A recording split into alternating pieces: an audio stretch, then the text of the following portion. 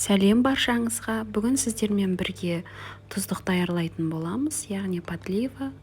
Бұл тұздықты сіз мантының бетіне құйсаңыз болады. Күрішпен даярланған кез келген тағамға арнап жасасаңыз болады.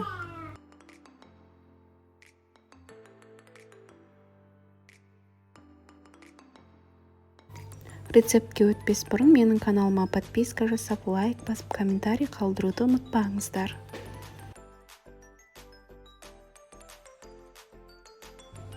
Бізге керегі сәбіз, шуа, сарымсақ, қызанақ, ұн және де томат пастасы. Бұның ішінен сіздер қызанақ пен сарымсақты қоссаңыздар да, қоспасаңыздар да болады. Шуамызды осылай турап аламыз.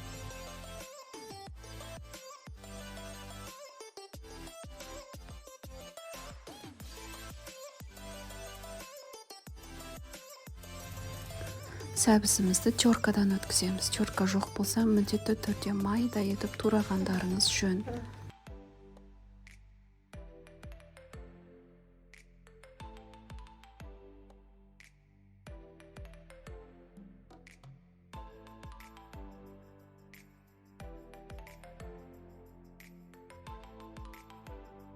Шуаңызды қалай турасаңыз, дәл солай қызанақты да турағандарыңыз әдемірек көрінеді.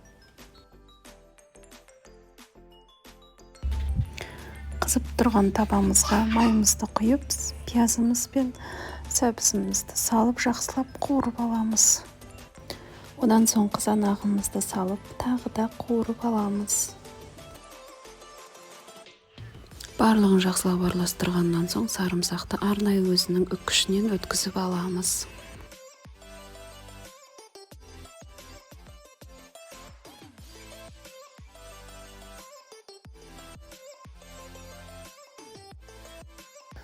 Екі-үш ас қасық ұнымызды салып, барлығын жақсылап араластырып, бір ас қасық томатымызды қосып, тағы да жақсылап араластырып, соңынан суымызды құямыз.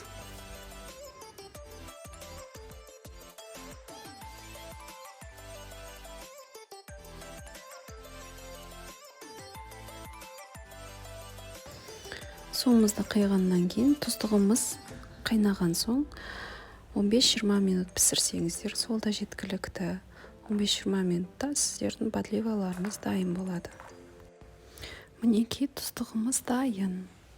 Ал енді сіздерге ас болсын. Менің каналыма подписка жасап, лайк басып, комментарий қалдыруды ұмытпаңыздар.